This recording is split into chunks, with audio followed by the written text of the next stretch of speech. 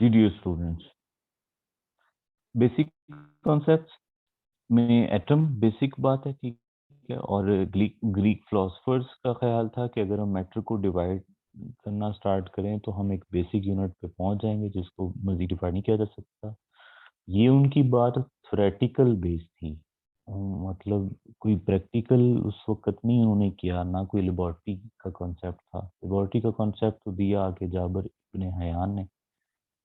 तो वो उन्होंने जस्ट थ्योरेटिकली ये बात कही कि वो बेसिक यूनिट आएगा जिसको मजीद डिवाइड नहीं किया जा सकता। और ल्यूसिपस और उसका शागिर्द डेमोक्रिटस, इन दोनों ने मिलके इस कॉन्सेप्ट को आगे बढ़ाया कि वो जो बेसिक यूनिट है उसको नाम रख दिया एटम। और ये एटम उन्होंने वर्ड कहाँ से लिया है? ग्रीक वर्ड था एटोमोस, इट मीन्स इनडिविजिबल।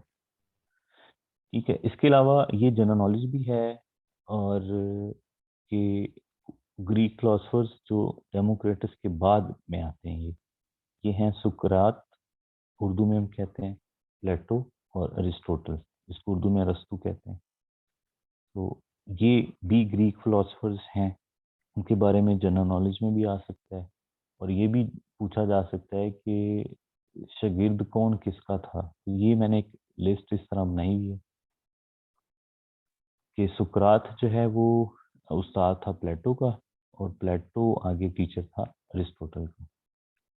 और ये तीनों डेमोक्रेटस के बाद में आते हैं, एज उसमें कह लें टाइम के लिहाज से। जॉन डाल्टन की एटॉमिक थ्योरी बहुत फेमस है।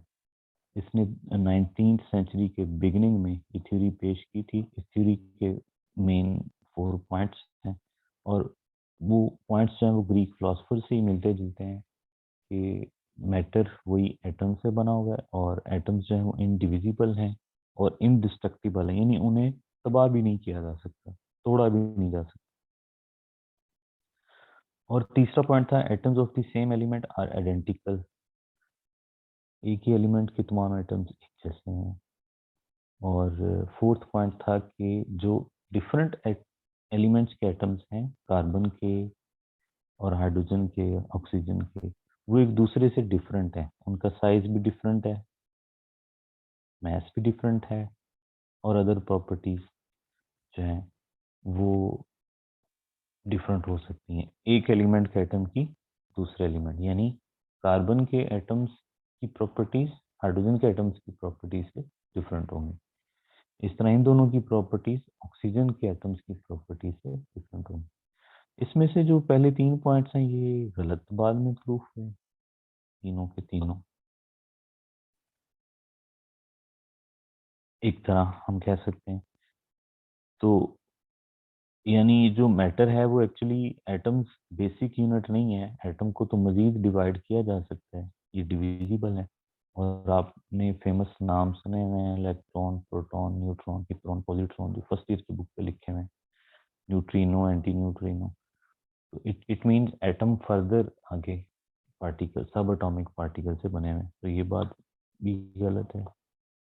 और atoms of same element are identical, ये बात भी बाद में गलत प्रूफ हुई, बिकॉज सेम एलिमेंट के एटम्स जो हैं वो डिफरेंट भी हो सकते हैं। जैसे आइसोटोप्स का कॉन्सेप्ट, हाइड्रोजन के तमाम एटम्स एक जैसे थोड़ी हैं।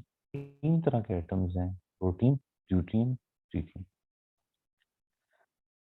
सो ये पॉइंट भी गलत हो गया। तो ये फोर्थ पॉइंट इसका ठीक है, इसकी एटॉमिक थ्योरी में।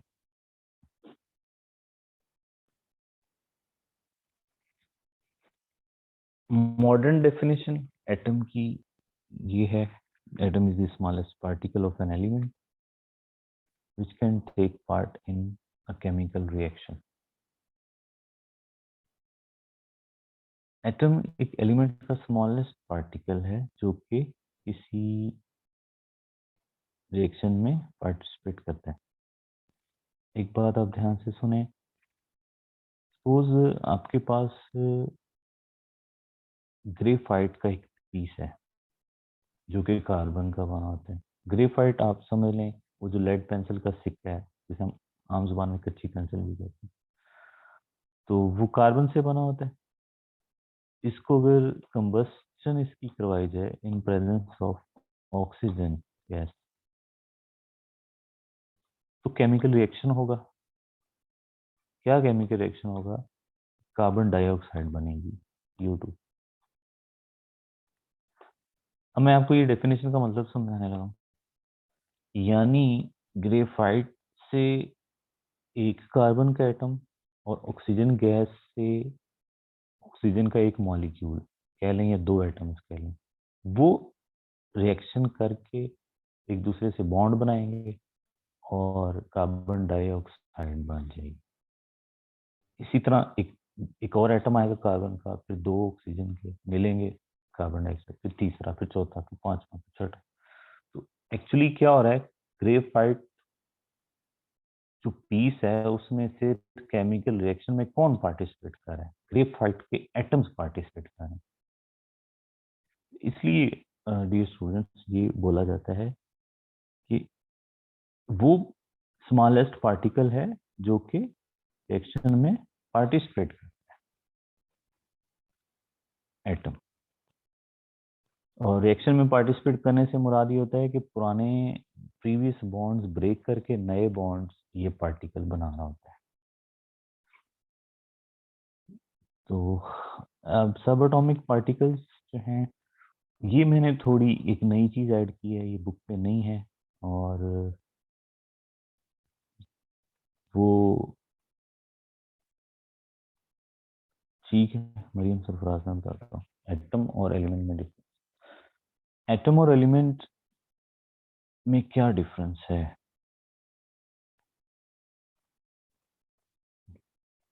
Atom versus element. एटम जो हैं वो एलिमेंट्स के होते हैं, यानी कोई भी एलिमेंट है वो एक्चुअली किसी ना किसी एलिमेंट का होता है।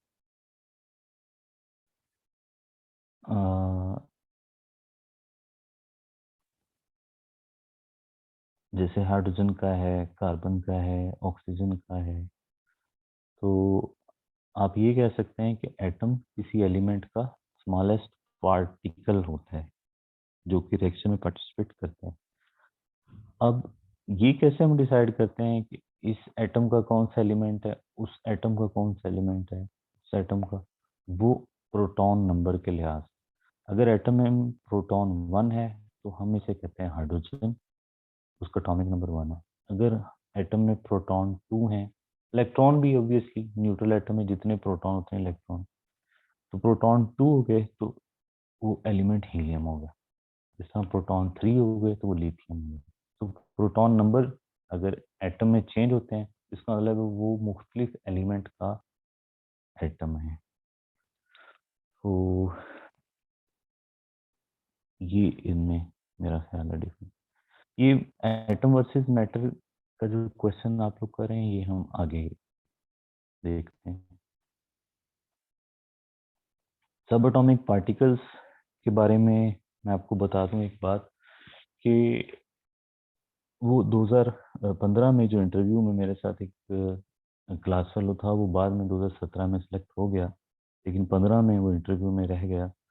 तो उसने गलती ये की कि इंटरव्यू से एक दिन पहले वो जाके जो इंटरव्यू लेने आ रहे थे टीचर, उनके घर चला गया शाम को, किसी अपने उस टीचर के जाने वाले को साथ लेके, क्योंकि वो टीचर हमें साइंस कॉलेज में पढ़ाया करते थे। तो जाके उन्हें मिला, जी सर मेरा कल इंटरव्यू है, तो आप काइंडली मेरे साथ कोऑपरेट कीजिएगा और मुझे जो है ना वो सेलेक्ट करवाने में मदद कीजिएगा। उन्होंने वहाँ तो उसे मतलब जैसे गेस्ट के तौर पे ट्रीट किया, लेकिन सुबह जब इंटरव्यू में आए तो उसी टीचर ने उस लड़के का रगड़ा लगाया। ये बाद में हम उसे तंग करते थे कि भाई तुम्हें क्या जरूरत पड़ी थी उधर जाने की, तो कहता मैंने समझा कि मेरी सिलेक्शन हो जाएगी, तो ये उल्टी पड़ गई। तो वो हुआ ये कि इंटरव्यू में वो जाके बैठा तो उन्होंने पहला क्वेश्चन ये किया कि आप क्यों लेक्चरर बनना चाहते हैं? तो क्लास वालों ने आगे से रिप्लाई किया कि मैं अपना नॉलेज इम्प्रूव करना चाह रहा हूँ। तो उन्होंने कहा कि नॉलेज तुम फिर लेक्चरर बनने आए हो, इंटरव्यू देने आए हो, तो कुछ ना कुछ इम्प्रूव तो करके आए होगे। उसने कहा हाँ जी मैं इम्प्रूव करके आया हूँ। तो उन्होंने कहा कि एटम के सब एटॉमिक पार्टिकल्स कितने हैं। उसने फर्स्ट ईयर वाली बात बोल दी, मोर देन 100। तो उन्होंने कहा मोर देन 100 तो बुक पे लिखा हुआ है, हैं कितने। अब वो खामोश हो गया। कहते कि तुम क्या इम्प्रूव करके आए हो, तुमने क्या लेक्चरर बनना है। वो बातें सुनाई उसको अच्छी खासी। हो इस तरह के भी। और हाँ, दूसरी साइड ये भी है कि अगर बाज़ औक़ात इस तरह हेल्प मिल जाती है, टीचर बहुत करीब हो और वो समझता हो कि ये स्टूडेंट जो है वो कॉम्पिटिटिव है, तो बाज़ औक़ात फेवर मिल भी जाती है। मतलब ये भी नहीं कि फेवर ना लें, कहीं मिलती हो तो ले लें। लेकिन जैसे पंजाबी में कहते हैं कि पक्के पैरों पे जाएं, यानी अगर वाकई कोई करीबी है रिलेशनशिप तो फिर थोड़ी हेल्प आप ले लें, इट्स ओके। बट अगला पर्सन को भी देखेंगे, वो टीचर बाय नेचर किस तरह के हैं, वो ये ना हो कि आपको इंटरव्यू में फिर तंग करें। तो सब एटॉमिक पार्टिकल्स बच्चों अभी तक मेरे नॉलेज के अकॉर्डिंग 116 है, 116 है टोटल सब एटॉमिक पार्टिकल्स। लेकिन वो जितने भी हैं 116 सब एटॉमिक पार्टिकल्स, वो बेसिकली इन तीनों से बने हुए हैं,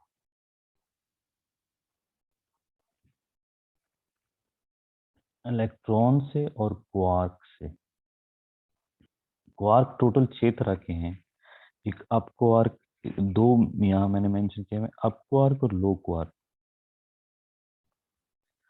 डाउन क्वार्क सॉरी, दो और तीसरा इलेक्ट्रॉन। ये तीन पार्टिकल हैं, इन तीनों से ही बाकी सारे बनते हैं। यानी आप कह लें proton, neutron, neutrino, neutrino, anti neutrino, positron, जो भी जितने भी सब एटॉमिक पार्टिकल, बेसिकली ये तीन पार्टिकल्स हैं जिनसे वो सारे बनते हैं। जैसे मैंने यहाँ एग्जांपल आप दी हुई है कि आप ये देखें, प्रोटॉन जो है ये क्वार्क्स से बना होता है, 3 क्वार्क्स इसके लिए चाहिए। कम से कम आप प्रोटॉन, न्यूट्रॉन, इलेक्ट्रॉन, इनकी डिटेल जो है ना, जैसे मैंने यहाँ लिखी हुई है, कम से कम इतनी का आप कर लें। वैसे आप डिटेल करना चाहें तो पार्टिकल्स के नाम इतने तो याद नहीं ना होने, तो इतना हम कम से कम तैयारी करके जाएं कि उन्हें कुछ लगे कि ये बच्चा तैयारी करके आया है। अब वो, उन्हें भी पता है कि ज़्यादा डिटेल में से पूछेंगे तो इन्हें इन्हें इस एज में या क्या पता उस चीज़ का। और आप कौन सा केमिस्ट्री सिर्फ एटम के बारे में सारा कुछ पढ़ के गए हो, आपने पूरी केमिस्ट्री पढ़ के गए हो। सो एग्जामिनर भी समझते हैं, इसलिए हमें कुछ ना कुछ अपने आप को डिफेंड करना आना चाहिए। और न्यूट्रॉन्स का फर्स्ट ईयर की बुक में चैप्टर 5 में लिखा हुआ है कि न्यूट्रॉन जो हैं ये बने होते हैं 3 पार्टिकल से। तो बताएगा मुझे ज़रा।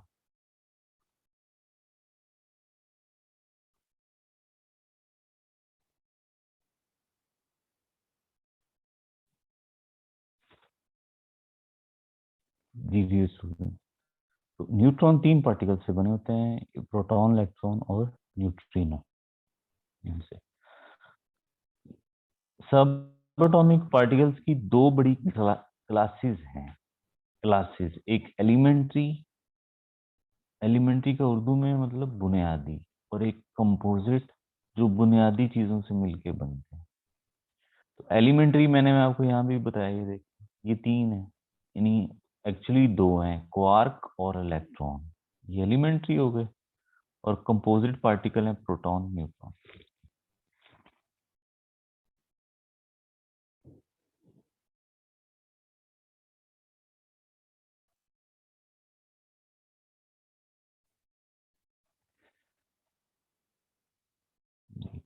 टाइप्स ऑफ एटम्स, देखें 2 तरह के एटम्स हैं दैट कैन एग्जिस्ट इंडिपेंडेंटली, जैसे नोबल गैसेस के हैं। इंडिपेंडेंटली मींस वो किसी दूसरे एटम के साथ बॉन्ड्स नहीं बनाते।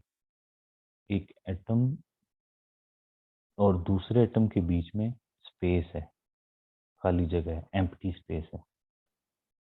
जैसे नोबल गैसेस हैं, helium, neon, argon, krypton, xenon और रेडॉन। इनके एटम्स इंडिपेंडेंटली रहते हैं। ये साथ वाले किसी एटम से बॉन्ड नहीं बनाते। और इनके अलावा पूरे पीरियोडिक टेबल में जितने भी एलिमेंट्स हैं वो कैन नॉट एग्जिस्ट इंडिपेंडेंटली। जैसे हाइड्रोजन, ऑक्सीजन, ये तमाम एटम्स किसी दूसरे एटम के साथ बॉन्डेड होते हैं। वो बॉन्ड कोई भी हो सकता है, आयनिक, कोवलेंट, कोऑर्डिनेट कोवलेंट, या मेटेलिक बॉन्ड हो सकता है।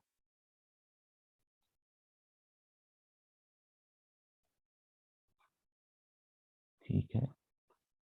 जे बर्जीलस का एटम से रिलेटेड काम है। ये एक स्वीडन का रहने वाला केमिस्ट था। उसने एक सिस्टम बनाया एलिमेंट्स को सिंबल देने का। जैसे हम आजकल जो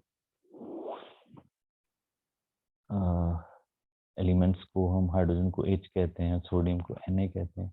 तो कुछ एलिमेंट्स की इंग्लिश के नेम्स और कुछ के ग्रीक और कुछ के लैटिन, उन नेम से उसने इनका सिंबल्स देने का एक सिस्टम डेवलप किया।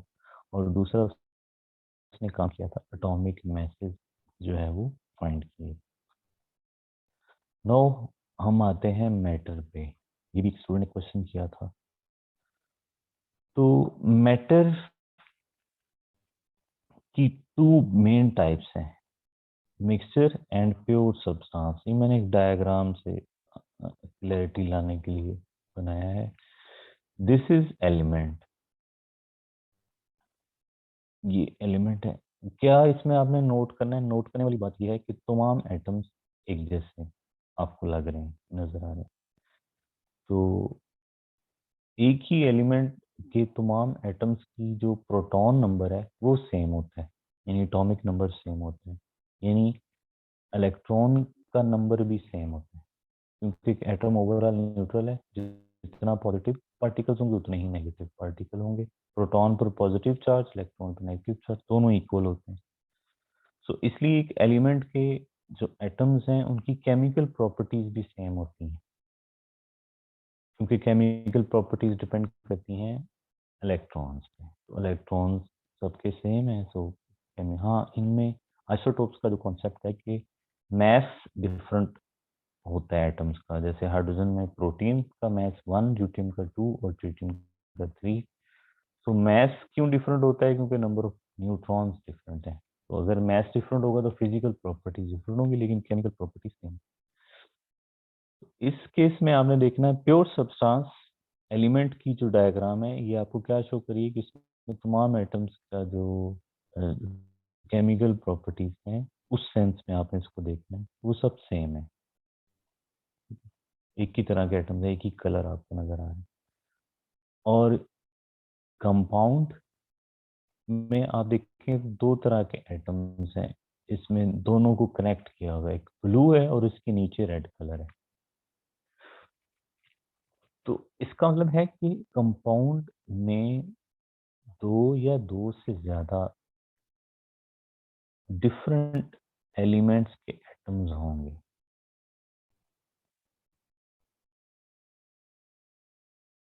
कंपाउंड में दो या दो से ज्यादा डिफरेंट एलिमेंट्स के एटम्स होंगे। आप यहाँ डायग्राम में देख रहे हो कि एक वो एटम्स हैं जो ब्लू कलर के हैं और एक वो एटम्स हैं जो रेड कलर के हैं। इसका मतलब है कि कंपाउंड में दो एलिमेंट्स आ गए। और ये बात भी नोट करने वाली कि इनको उसने कनेक्ट किया होगा, यानी ब्लू को रेड से कनेक्ट किया होगा, जोड़ा हुआ है। तो इसका मतलब है कि एटम्स का आपस में बॉन्ड होगा कंपाउंड में, चाहे वो आयनिक हो, कोवलेंट हो, कोऑर्डिनेट कोवलेंट हो, या जो भी मेटालिक भी हो सकता है। सो अ कंपाउंड जो है क्या होता है? A compound is formed by the chemical combination of atoms of two और मोर डिफरेंट एलिमेंट्स। ये आपको क्लैरिटी होनी चाहिए। इन दोनों को, एलिमेंट और कंपाउंड को, हम प्योर सब्सटेंस कहते हैं। ये मैटर की एक टाइप है प्योर सब्सटेंस, जिसकी आगे ये दो टाइप्स हैं। नेक्स्ट मैटर की टाइप है मिक्सचर। मिक्सचर की आगे दो टाइप्स हैं, होमोजेनस और हेट्रोजेनस मिक्सचर।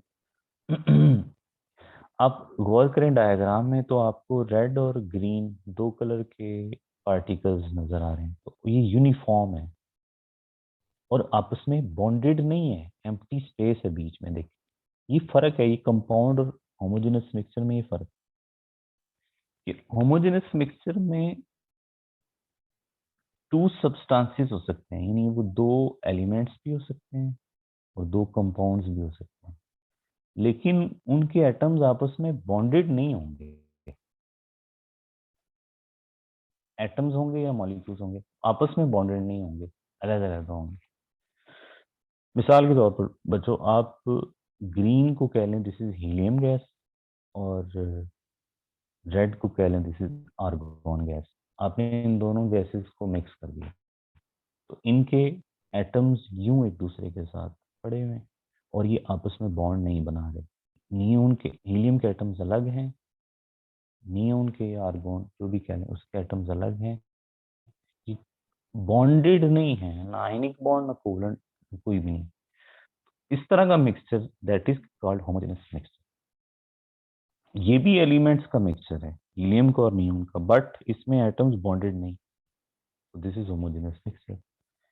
इसी तरह होमोजेनस मिक्सचर कंपाउंड्स का भी हो सकता है। आप वाटर में एथेनॉल ऐड कर दें तो वो सोल्यूशन जो इनका बनेगा दैट इज होमोजेनस मिक्सचर। तो उसमें वाटर के मॉलिक्यूल्स जो हैं वो एथेनॉल के मॉलिक्यूल्स के साथ यूनिफॉर्मली मिक्स तो हो गए अच्छी तरह, लेकिन वाटर के मॉलिक्यूल्स का एथेनॉल के मॉलिक्यूल्स के साथ कोई बॉन्ड नहीं होगा। वो एक दूसरे से, वो जो आयनिक बॉन्ड या कोऑर्डिनेट कोवलेंट बॉन्ड या वो बॉन्ड नहीं होगा। हाँ, इंटरमॉलिक्यूलर फोर्सेस होंगी लेकिन बॉन्ड नहीं। होमोजेनस मिक्सचर में दो या दो से ज्यादा डिफरेंट सब्सटेंसेस होते हैं, एलिमेंट्स भी हो सकते हैं, कंपाउंड्स भी हो सकते हैं, लेकिन उनके पार्टिकल्स एक दूसरे के साथ यूनिफॉर्म मिक्स तो होते हैं लेकिन बॉन्डेड नहीं होते। और हेटेरोजेनस में क्या होता है कि यूनिफॉर्म कंपोजिशन नहीं होती, कहीं कोई एक सब्सटेंस ज्यादा होता है और कहीं दूसरा ज्यादा होता है। फॉर एग्जाम्पल यहाँ देखें, यहाँ ये ग्रीन पार्टिकल्स ज्यादा हैं और ऊपर रेड ज्यादा है, तो यहाँ यूनिफॉर्म कंपोजिशन नहीं है।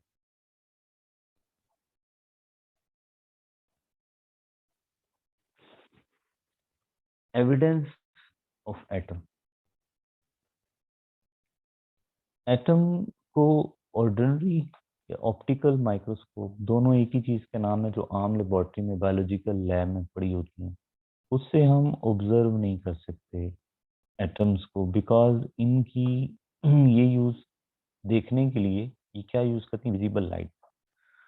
और विजिबल लाइट की वेवलेंथ जो है वो होती है 400 टू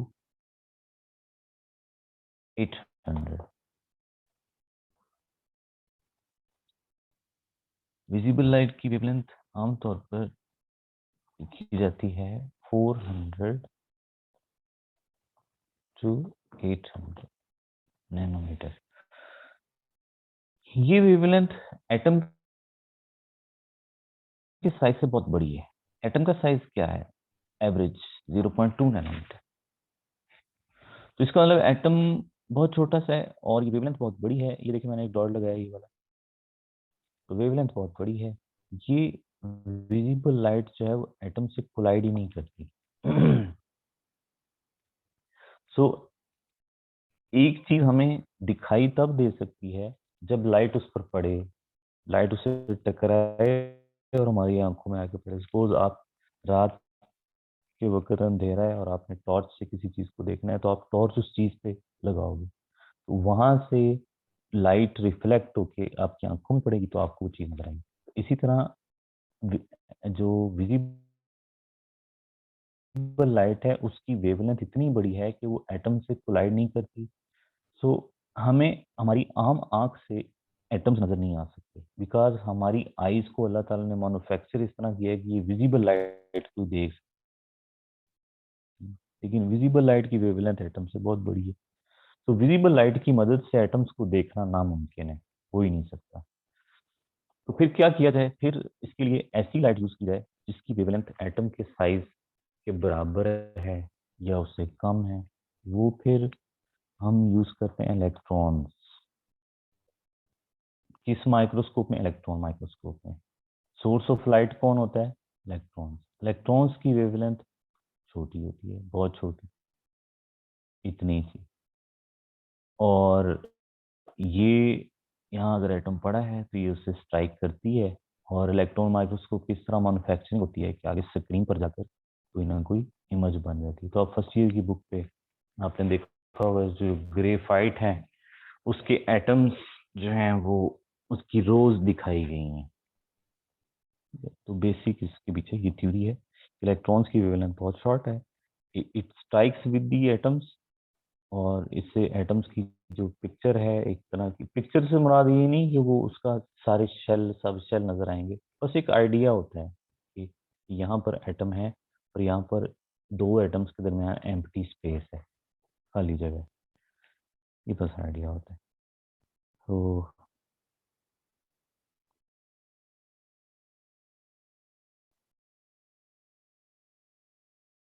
जी डियर स्टूडेंट्स,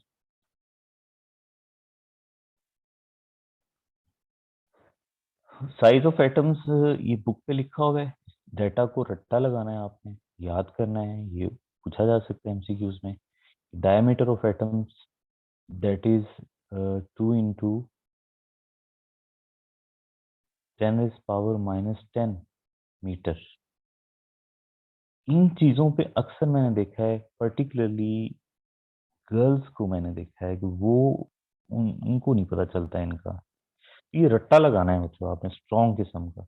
ये 10⁻⁻10 मीटर, इसको एंगस्ट्रॉम भी कहते हैं। एंगस्ट्रॉम, ANG, अगर इसको ANGSTROM, angstrom. Angstrom is the unit of length या डिस्टेंस। जैसे जिसे हम आम जुबान में मीटर कहते हैं, किलोमीटर कहते हैं या फुट कहते हैं, इसी तरह ये सेंटीमीटर कहते हैं, इस तरह एंगस्ट्रॉम भी डिस्टेंस की यूनिट है। और इसकी वैल्यू कितनी है, 1 एंगस्ट्रॉम कितना होता है, इज इक्वल टू 10⁻⁻10 मीटर।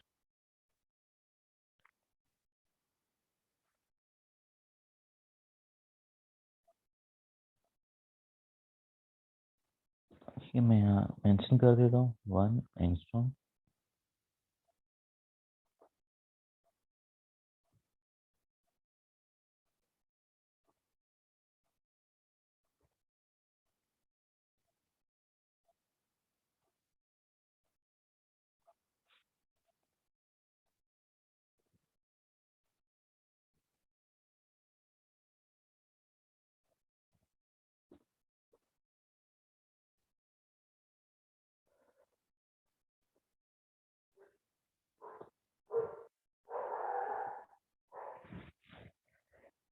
जी बच्चों, ये मैं बाद में नोट्स में ऐड कर दूंगा। तो नेक्स्ट चलते हैं।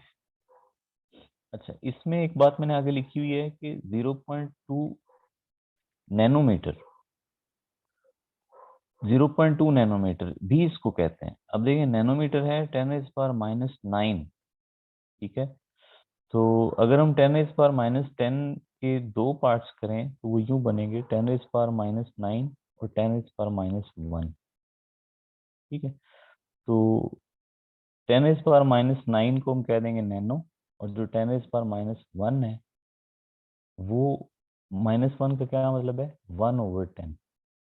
यानी अगर मैं यूं लिखूं तो मैं, चले आपके लिए लिख देता हूँ, इट्स, कोशिश करते हैं, टाइम क्योंकि इसमें लगता है।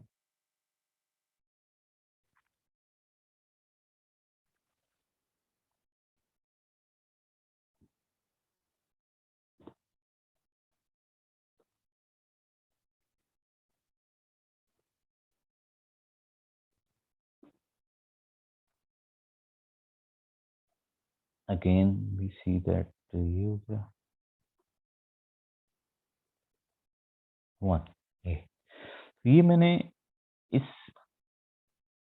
फिगर को जरा खोल के लिखा है।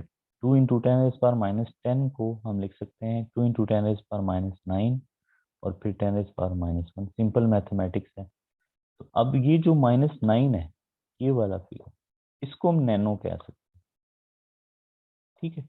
पीछे कौन रहा, 10⁻⁻1 और 2 रह गया पीछे।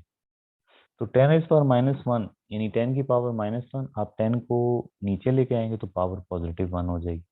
तो 2/10 ये बनेगा एक्चुअली। तो 2/10 कैलकुलेटर क्या आंसर देगा? 0.2। तो एक बात बच्चों ये भी याद रखें कि इस तरह की मैथमेटिकल स्किल्स आपकी तेज हों और वो प्रैक्टिस से हो जाएंगी। ठीक है, तो ये आपको आइडिया होना चाहिए। मैसेज ऑफ एटम्स हैं 10⁻⁻27 से 10⁻⁻25। ये एटम्स के मैसेज हैं किलोग्राम यूनिट में। अच्छा, अब अगर आपको कंफ्यूज करना हो तो मैं यहाँ कह दूं कि जी ग्राम में कितना बनेगा, तो एग्जाम में आप जो है वो कंफ्यूज हो सकते हैं। तो ग्राम में ये होगा कि किलो की जगह है 10⁻3। रट्टा याद रखना है, लगाना है कि किलो मीन्स 10⁻3। तो अगर आप किलो हटाएंगे तो यहाँ 10⁻3 लगाएं। जब 10⁻3 लगाएंगे तो फिर ये वैल्यूज क्या हो जाएंगी, इनमें +3 करें तो ये हो जाएगा 10⁻24 टू 10⁻22 ग्राम। ग्राम में ये वैल्यूज बनेंगी। This is for your convenience, मैं ग्राम में भी लिख देता हूँ।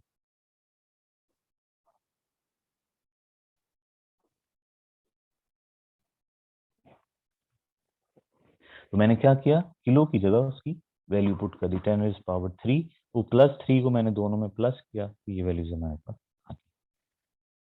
Next is molecule. This is very interesting. Atom के बाद नेक्स्ट है मॉलिक्यूल। इन दोनों का कंपैरिजन, बेसिक बातें हैं। मॉलिक्यूल की डेफिनेशन में दो बातें हैं। पहली बात तकरीबन मिलती जुलती है एटम से, the smallest particle of a pure substance. तो कीप इट क्लियर, सब्सटेंस आ गया। सब्सटेंस का मतलब क्या है? एलिमेंट एंड कंपाउंड दोनों। एटम की डेफिनेशन में क्या है? The smallest particle of an element. Molecule की डेफिनेशन में है smallest particle of a pure substance. It means कि मॉलिक्यूल जो है वो एलिमेंट का भी हो सकता है, कंपाउंड का भी हो सकता है। सिंपल। एटम सिर्फ एलिमेंट का होता है और मॉलिक्यूल एलिमेंट का भी हो सकता है, कंपाउंड का भी हो सकता है। Smallest particle. आगे इसकी थोड़ी क्लैरिटी है कि ये किस तरह का पार्टिकल होना चाहिए। That can exist independently. ऐसा पार्टिकल जो इंडिपेंडेंटली एग्जिस्ट करता हो, जिसका किसी दूसरे के साथ कोई कनेक्शन ना हो, उसे हम मॉलिक्यूल कहेंगे। फॉर एग्जाम्पल नोबल गैसेस के केस में आप यूं समझ लें, ये हमारा एक हीलियम एलिमेंट है, ये नोबल गैस है, इसके तमाम एटम्स एक दूसरे से इंडिपेंडेंट हैं। तो इस पर मॉलिक्यूल की डेफिनेशन फिट आती है। तो यहाँ पर एटम्स इंडिपेंडेंटली एग्जिस्ट कर रहे हैं तो हम एटम को ही मॉलिक्यूल कहेंगे। ठीक है, तो इसका मतलब है मॉलिक्यूल वो भी हो सकते हैं, मोनोटॉमिक भी हो सकते हैं, यानी एक ही एटम को हम मॉलिक्यूल भी कह सकते हैं अगर वो मॉलिक्यूल की जो शर्त है एग्जिस्ट इंडिपेंडेंटली उस पर पूरा उतर रहा हो। तो नोबल गैसेस के तमाम नोबल गैसेस के एटम्स जो हैं वो इंडिपेंडेंटली एग्जिस्ट करते हैं, लिहाजा हम कहते हैं कि नोबल गैसेस के जो मॉलिक्यूल्स हैं वो मोनोटॉमिक हैं। ये बच्चों क्लैरिटी हो, दोबारा कभी बात आए तो आपको पक्का होना चाहिए कि सर क्या बोल रहे हैं। इसी तरह ही मॉलिक्यूल कंपाउंड में भी हो सकते हैं। फॉर एग्जांपल ये कंपाउंड कोई, मैं अपनी तरफ से एग्जांपल देता हूँ, HCl है। तो ये एक एटम आप ब्लू कर लें वो H का है और जो रेड है वो Cl का है। तो दोनों एक दूसरे से बॉन्डेड है, H और Cl कोवलेंट बॉन्ड के जरिए अटैच। ये एक HCl का दूसरे HCl से कोई कनेक्शन नहीं, एम्प्टी स्पेस है बीच में। तो ये दो एटम्स का पेयर इस दो एटम्स के पेयर से सेपरेट है, तो लिहाजा ये इंडिपेंडेंटली एग्जिस्ट कर रहे हैं और ये मॉलिक्यूल्स कहलाएंगे। ये तमाम मॉलिक्यूल्स। तो एक मॉलिक्यूल में एक एटम भी हो सकते हैं, दो भी हो सकते हैं, तीन भी, चार भी, पांच, छः।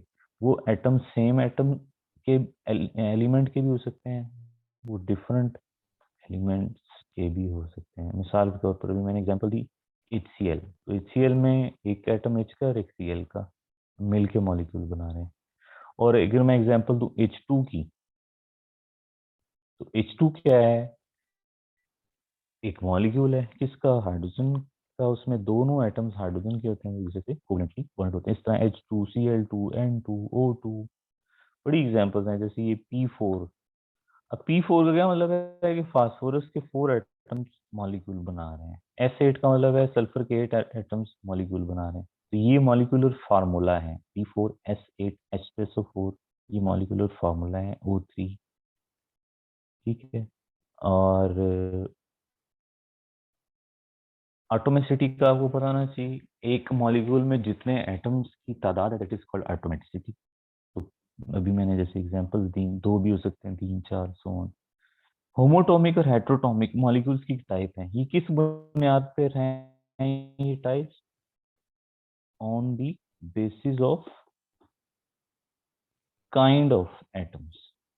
यानी अगर दोनों एटम सेम ही एलिमेंट के हैं तो वो होमोटोमिक है, होमो मीन सेम। और अगर वो दोनों एटम डिफरेंट एलिमेंट्स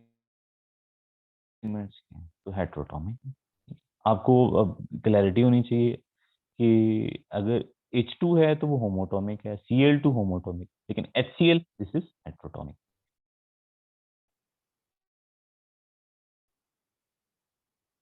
मोनोटोमिक में 2, डाई में 3, ड्राई में 2, ट्राई में 3 एटम्स होते हैं। पॉलीटोमिक आगे आप कह सकते हैं, सो ऑन। तो फर्स्ट ईयर की बुक पे ये एग्जांपल है, ये मैंने यहाँ कोट की। इसको हमने रट्टा लगाना है, याद करना है कि हीमोग्लोबिन जो है इसकी एटोमेसिटी 10,000 है।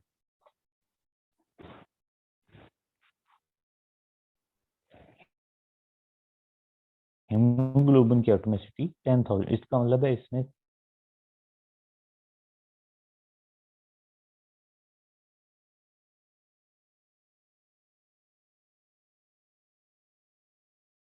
10